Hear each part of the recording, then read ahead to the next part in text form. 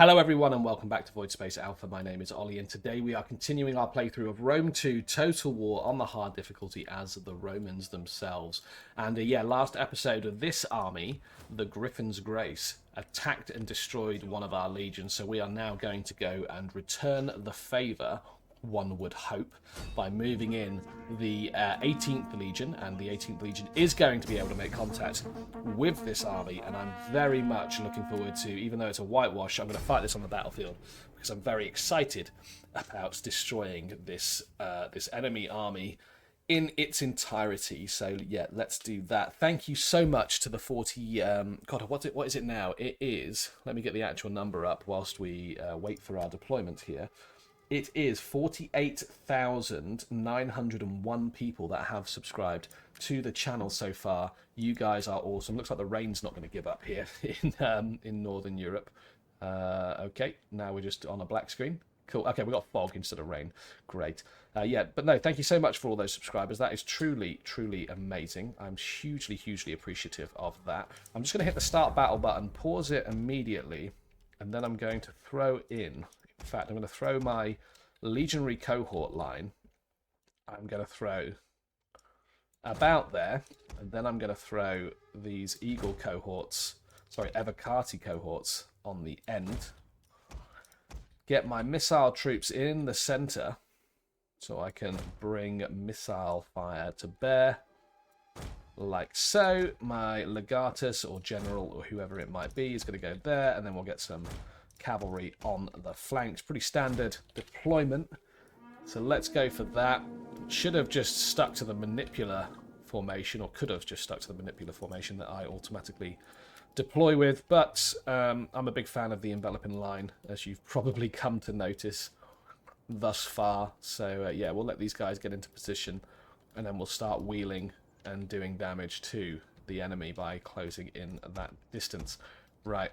So they are not going to move. So what I might do is bring my legionary cohorts over here.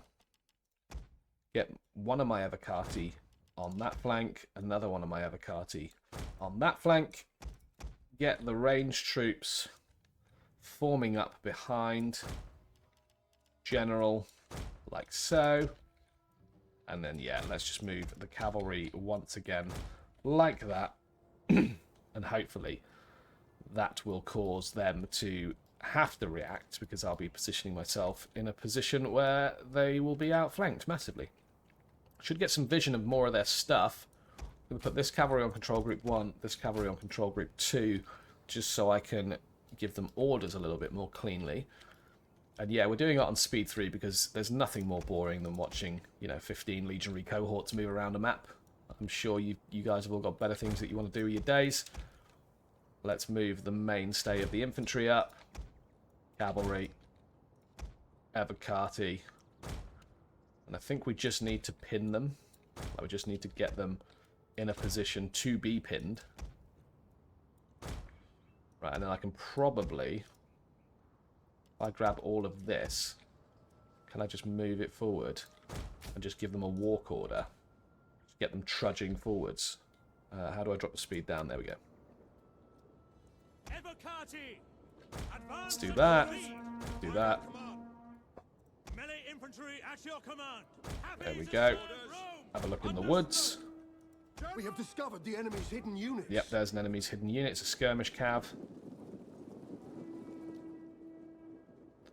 Yep, our units are walking, which is pretty cool. A couple of skirmish cav there that we really whittled down in the last engagement, so that is good. Let's see what the movements are going to look like from the enemy. No movements, they're just playing very defensively, which is exactly what you should be doing if you've got a phalanx. So in that case, let's move the skirmish line up like so. That should cause them to at least start switching on. I'm going to get my cavalry in the rear. Start threatening the flanks with the cavalry. What does that give you? Okay, we're still actually out of range. Okay, wrong time to move my skirmish units. They could have cut down a lot of that skirmishing stuff over there. We have discovered the enemy's hidden units. There we are. Right, okay, let's pull the skirmish line back, or at least be ready to pull the skirmish line back as soon as it seems appropriate. Are they going to move any further forward than that? We've already destroyed one unit of their skirmishing cav. That's got to be another one destroyed. Yep, there we go. In fact, can I just... Yeah, there we are. In fact, if I just put these guys into skirmish mode, that'll be good.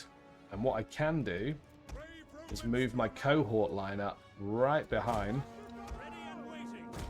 like so. There we are. Cavalry's still fine. General can move up. Yeah, we're going to take some attrition here in our skirmish. But that being said, we're probably going to win that skirmish by a decent margin. Now, what I might do is, while the skirmish is happening, is just start setting out these attack orders here. There's their general. He wants to have at least 2 units going to him personally. You can go there. You can go there. You can go there. We can bring you round. And then I think we'll just give you guys the orders to go in all of those directions. Generals can move up a little bit further.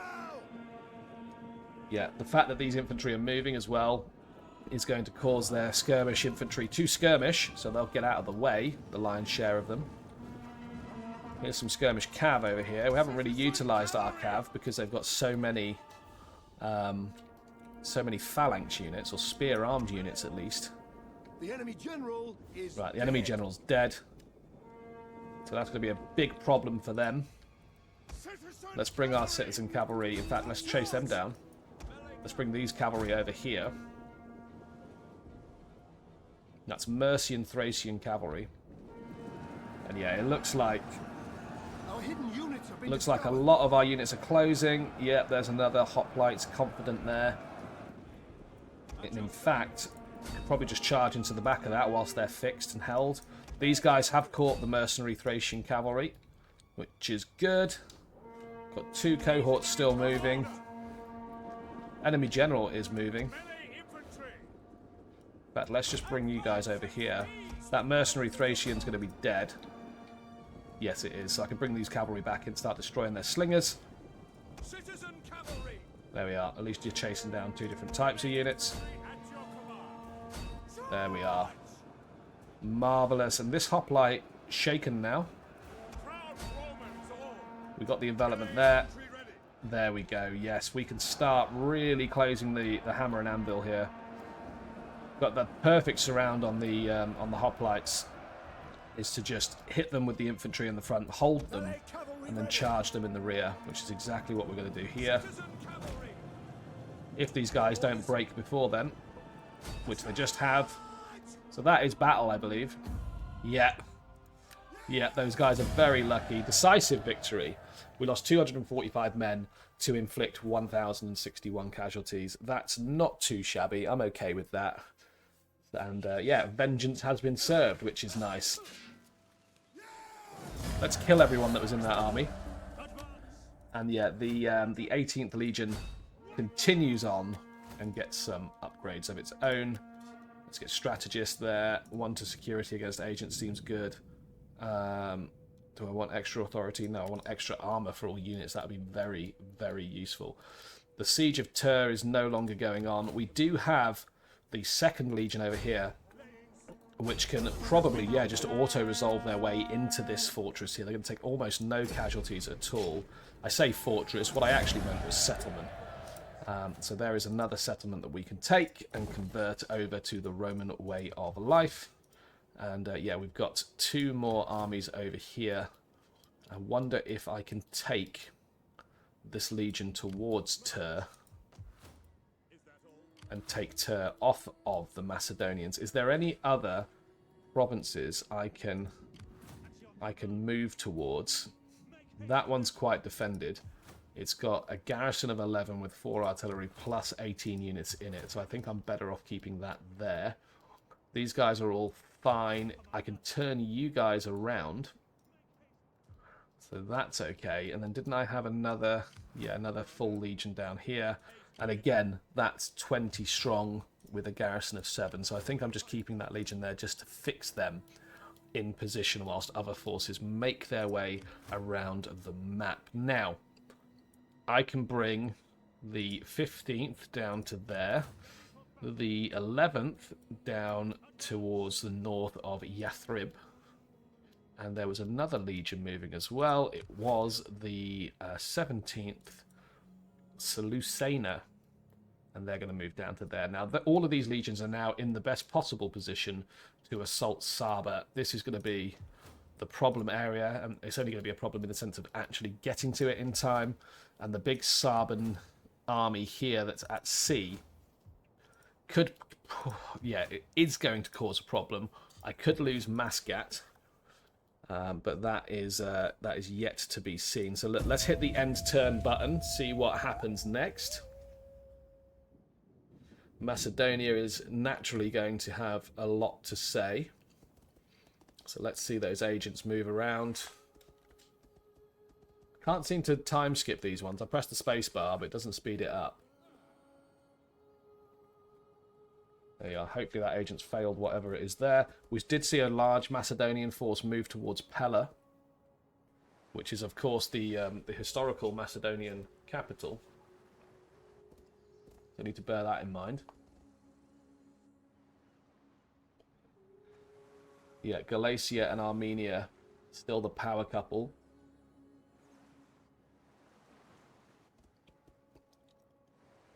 And Saba probably has no idea what is about to unfold.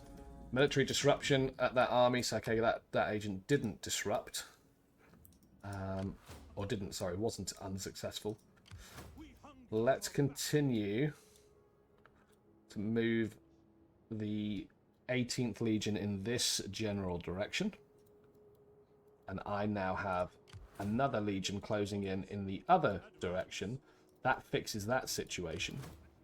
And yeah, I don't have to care about enemy agents if my army doesn't care about them. So let's get these guys into force march. They can get to Bells and hopefully recruit some units that are better than what we've currently got. Yeah, that's the Macedonian army on the way to Pella. So what I could do is I could move down to Pella and support Pella. Pella's got a decent garrison, 15 units, 4 pieces of artillery. Not the worst garrison in the world, but I'm guessing it's the army out of here. Right, this settlement has 7 garrison, 4 artillery, plus an army of 10. That's winnable. You know, that's winnable. So I'm going to continue that siege because I can win that.